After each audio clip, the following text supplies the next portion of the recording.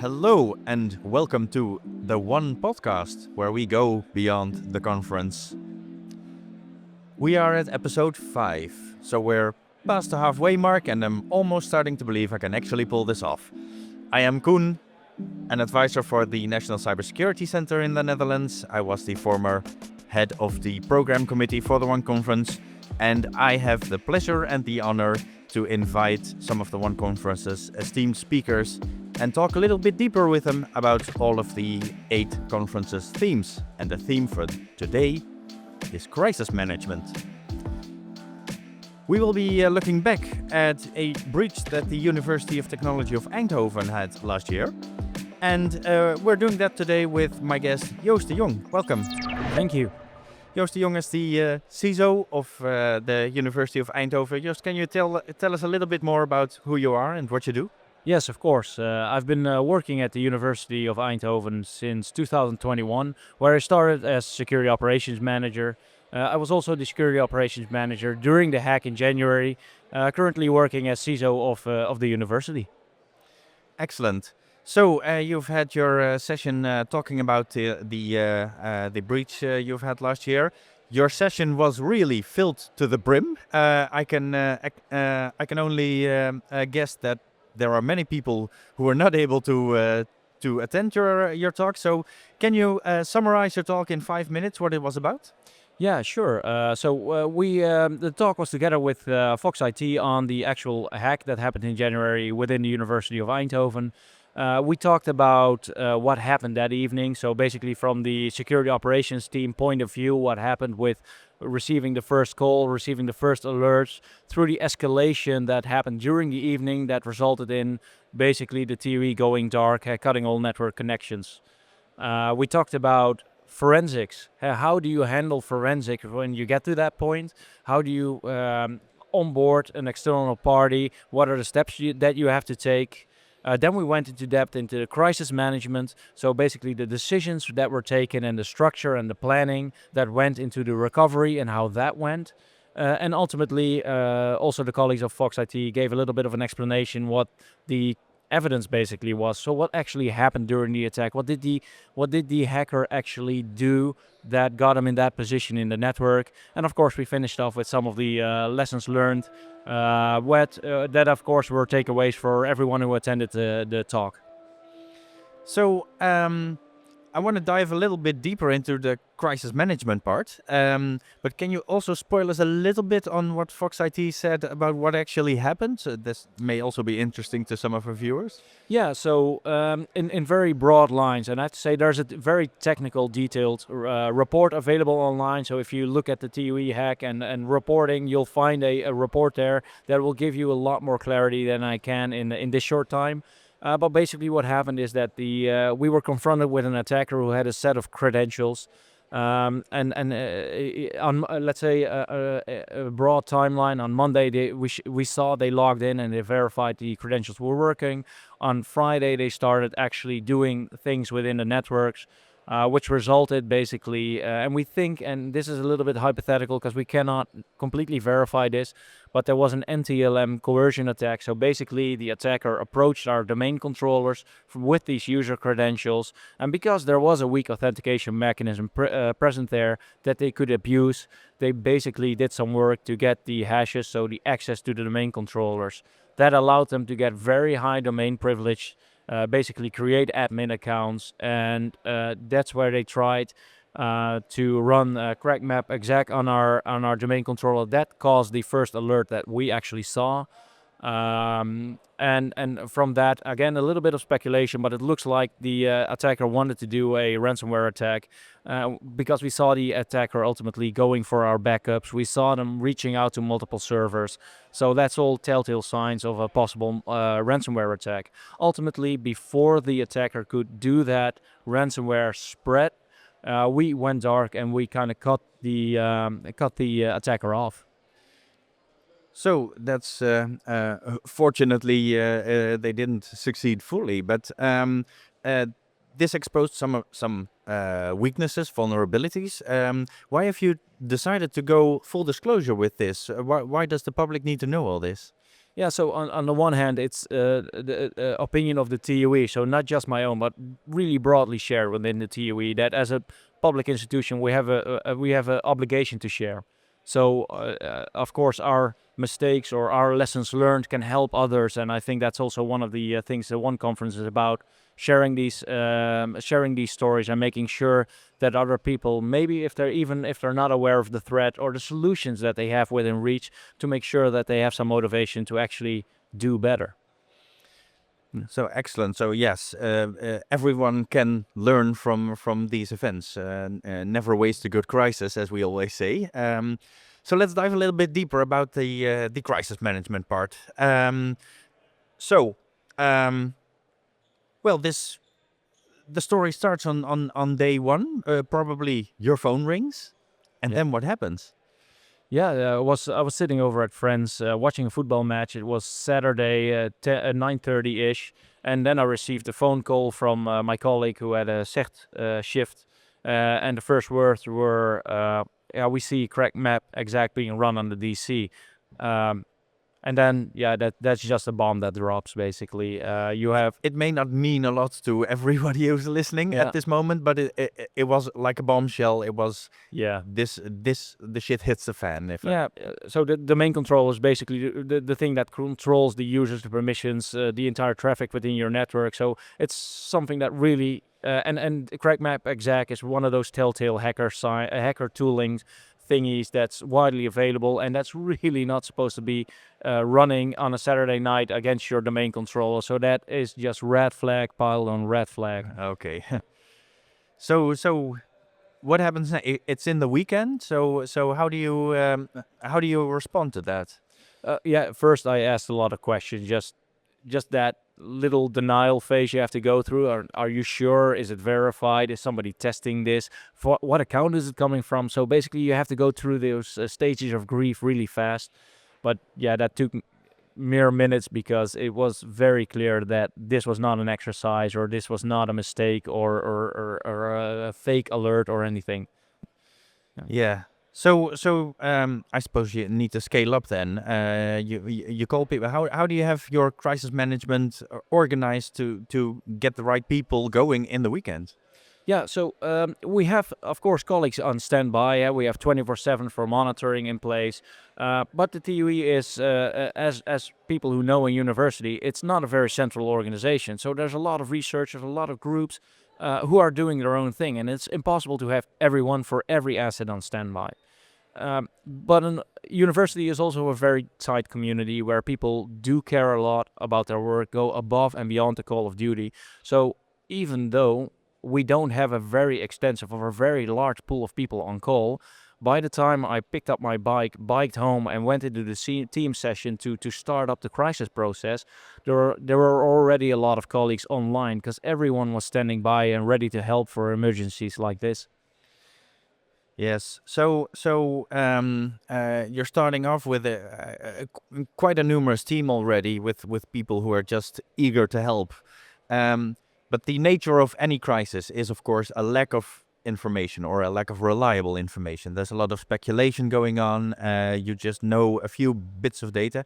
So you probably have a lot of questions at that moment. What do you do to get those questions answered?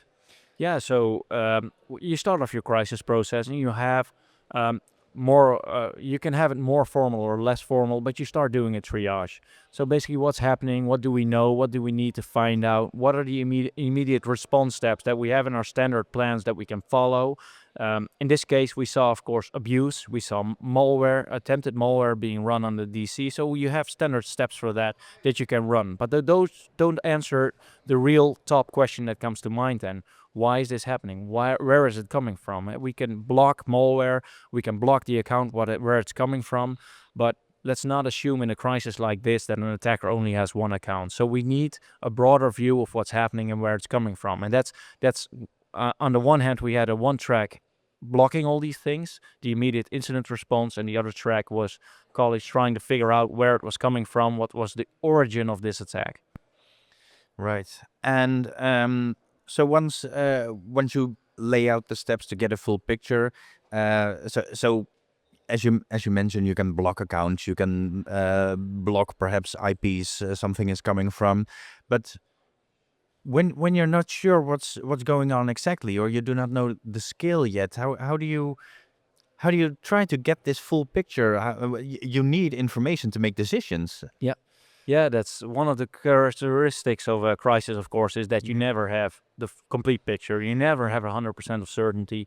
At a time when the time is right to act, you don't have that complete picture. So, from a behavior point of view, you have to lean forward. You have to lean into it, because if you wait, you will always be a step behind. So, for our operational process, where we were actually blocking things, isolating accounts, isolating servers, that's where you just start acting in accordance with your run books. That's where you really are proactive. Um, at that same time, of course, we were escalating, we were contacting the board, and you get a lot of questions. Some of them are of immediate consequences, and some of them are less important. So prioritization is a big thing. Ultimately, you will not have the information at that point, and you have to take educated guesses. What step is still proportional to the phase you're in that crisis at that time? Yes. So the board was also already involved in the weekend. Yeah, we have like a 3-tier crisis organization. The CERT is a crisis resolution team in our organization. You can have multiple teams doing things at the basic level. Then we have a crisis management team. Then you're already going into management, and we have a central crisis team. So, of course, in the first 30 minutes of the crisis, you don't have your formal organization, especially at Saturday night. You don't have your full organization running. So basically, the crisis management team with the CISO in there, the director of IT, the CIO was up with those persons, and the crisis resolution team was basically the SEF plus everyone we could pull in, and that was all together in 2 teams called. That was the basic organization in like the first 30 to 60 minutes of the crisis. Okay.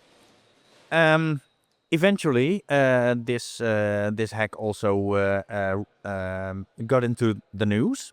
I remember the first news item I read about this was that you eventually shut down the whole network.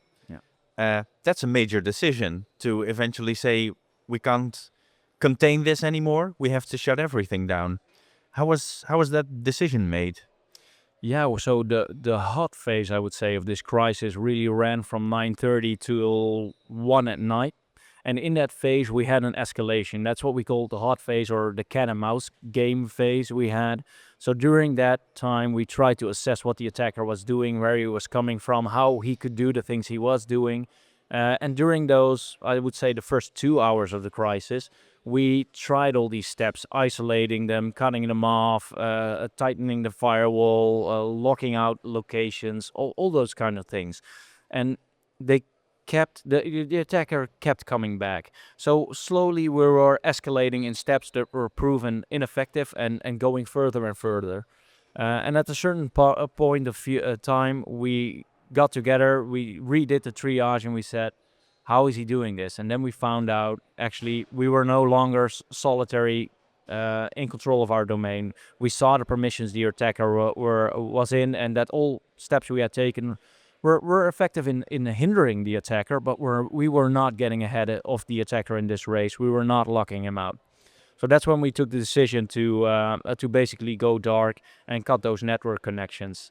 And that, again, took some time to effectuate, because it is a complex operation. People often say, hey, it's pulling the plug. I wish it were that simple, but it actually, you have to do some work to actually go dark. Really? So that took some time. Yeah, but that last decision and to effectuate it, that took until 1 in the morning. And then basically we were dark, meaning that hopefully we had locked the attacker out, but we locked ourselves out for sure. So it was quite exciting, quite interesting. And it's typically that decision to go dark is not something you take at a CRT level. So in our crisis management plan, of course, we have, like all organizations, we have a list of mandates. Who is supposed to do what? Who's supposed to decide what? Well, we have one golden rule in there, and that was CERT will do what is deemed necessary. And at that point, coming from that escalation, there wasn't really time to go into a board meeting. There wasn't time, and we weren't absolutely sure also. There was uncertainty, but we were taking that educated guess from all the facts, from all the escalation, from the 2 hours of cat and mouse game, that this was the only logical step we could take at that point. So we took that decision and basically effectuated it and reported it. I can imagine it's when you're for 2 hours in this cat and mouse game, and the attacker proves themselves to be quite cunning and keep coming back. That it's your last resort, but you have to do it. So what's the impact of such a decision? It's huge. Basically, again, for people who know a university, we were 1 week before the exam week.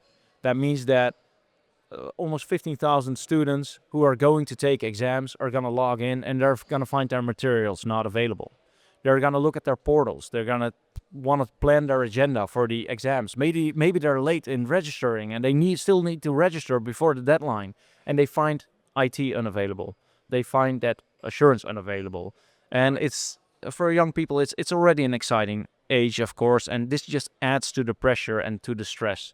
For researchers, there's so much research going on. Nobody has a complete picture, of course, because researchers are quite agile. They're quite, hey, something didn't work, so I'm going to try something new tomorrow. And I'm not going to go in there in meetings and announce it to everyone. No, I'm going to run experiments. I'm going to run calculations.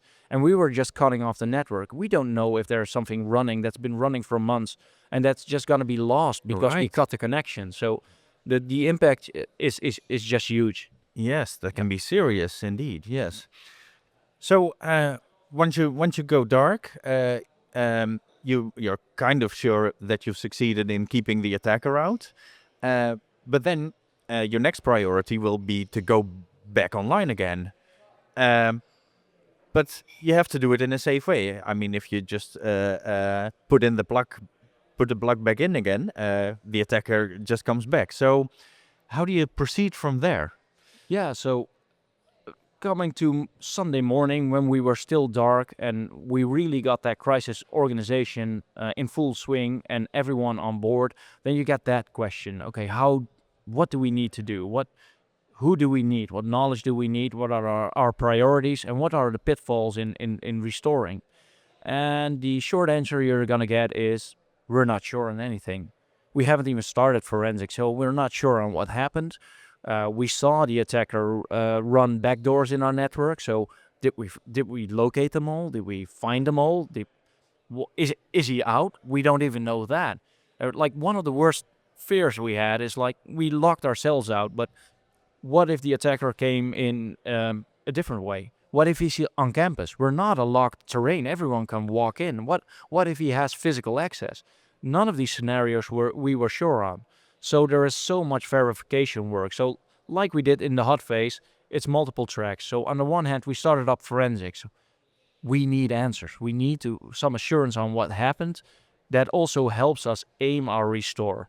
But at the same time, let's plan for a restore. Let's come back on the domain controllers. Let's open up from the inside out, which is risky because the domain controllers, we knew for sure that the attacker was there. So let's take a look at these domain controllers and try to assess, can we come back? What's a safe restore point? Or do we need a complete rebuild? And let's, from the domain controllers, let's start opening out from inwards towards outwards. That was the initial plan. Yeah. Okay, so you have sort of your questions that need to be answered before you can make the decision to go back online again. So you mentioned so you have multiple tracks. So a forensic investigation. What kind of information do you need from the forensic information on a short term? Yeah, you want everything. You want basically you want the attacker to come and explain what he did, but he's not gonna do that. Yeah. So then the only thing you have is your forensic expertise, and that's again our partner Fox IT who helped us with that because it's such for specific knowledge. You don't have that yourself, and you don't have the time and the people and the resources in a crisis to start up that track. So they laid out a plan. That has forensic tooling, for example. So you roll out their tooling that gathers a lot of information for them real efficiently. They send that to their home office and they start crunching the numbers in tracking the attacker, assessing what tools and things we can do. And they have, of course, also the experience in helping you a little bit, determining in what phases you can open up again. Now, first we'll open the DCs, we'll let them run for 6 hours under close guard, extra hardening, and we'll watch for behavior. So we'll see if there's anything wormable or they left anything behind that we can see acting up. And if we have a certain level of assurance, then we will go to the next step. That sounds like a nice strategy to just get some systems back up again and look for signs of ongoing compromise I can see how that might help in tracking down what the attacker is still capable of. So what more information do you need at a certain point when you want to go back online, when you want to restore your systems? You want to be back in control again of your environment. What information do you need before you get enough of a feeling that you're actually in control again? Yeah, one of the major things was, of course, what is the starting point of all of this? So we're gonna bring back devices. We're gonna restore. In case of doubt, we're just gonna go to a safe restore point and put our backups back. What is that safe point? At what point were we sure that the attacker wasn't in the network? That's a very important piece of information. And the other one is basically coming from the top, from the central crisis organization. So when do we need to be online? Because if you let the very meticulous IT colleagues do their work, they'll say, well, we will keep researching until we know 100% sure. Then we'll tell you we'll be sure, but it will be 2027. So ultimately, we got also, and this, I can't stress enough how pleasant it was that we really got the trust from our executive board. From the get-go, we had the discussion, when can we come back? So and that's a reasonable question to receive. What Yes. can we communicate? What can we tell all these students? Do we need to postpone? Do we need to get physical security for our buildings? Because building networks and security systems are hampered. When are we going back to normal? And that question, of course, you need to have.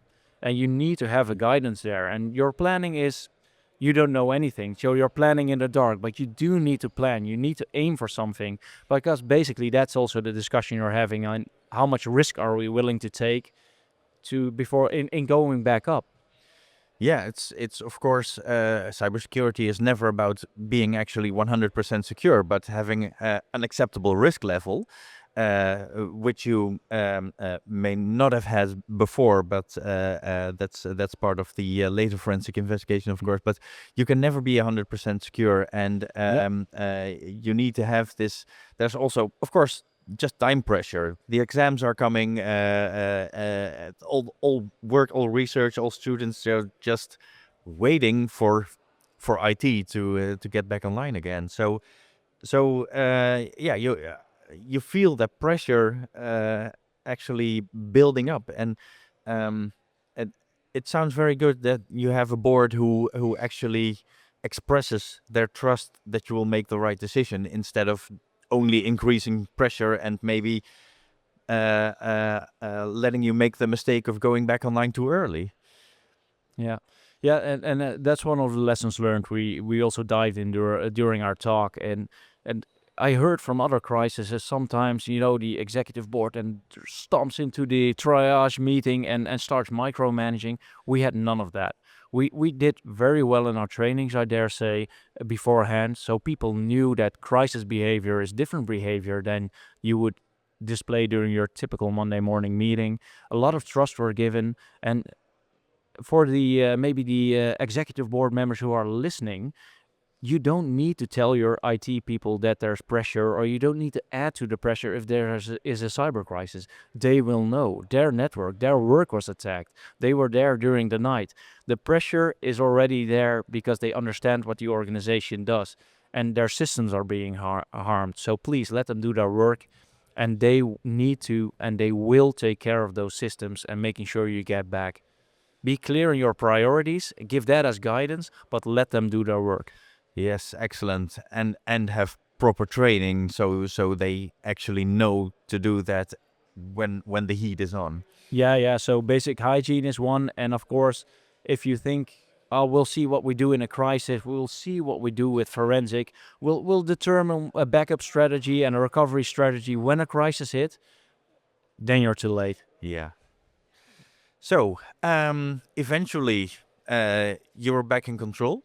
You came back online. Story over. Wrap it up and go home. No, of course, it's never over. I think one thing that was very nice that was said during one conference is they said in the first day that 98% of crises can be averted if organizations adhere to basic hygiene measures, so basic cyber hygiene. That was the same for us. We're in the 98%. If we had done what we said we would do in our policies, then the attacker couldn't have used that outdated protocol that they used to get to the domain controllers. So it's still not about 0 days. It's not about all these state actors. It's just about patching and updating your stuff. Yeah. So this was actually maybe an attacker with some level of sophistication, because they were very agile in evading your attempts to block them. But they came in through actually just basic issues, basic vulnerabilities. Yeah. As we wrap up, can you give us some of the key lessons learned you want to give to our listeners? Yeah, so I gave already a little bit of some tips just now. Just reiterating all of them.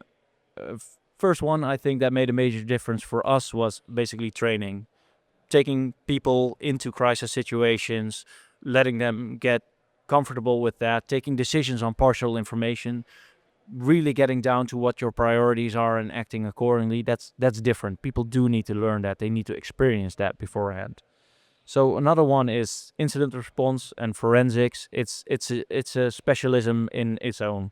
Your typical IT people do not have the time to keep those skills up to date, nor do they have the tooling. So if you're not, unless you're exceptionally invested in this area, look outward for help to get this in place and make sure you have that capability in place.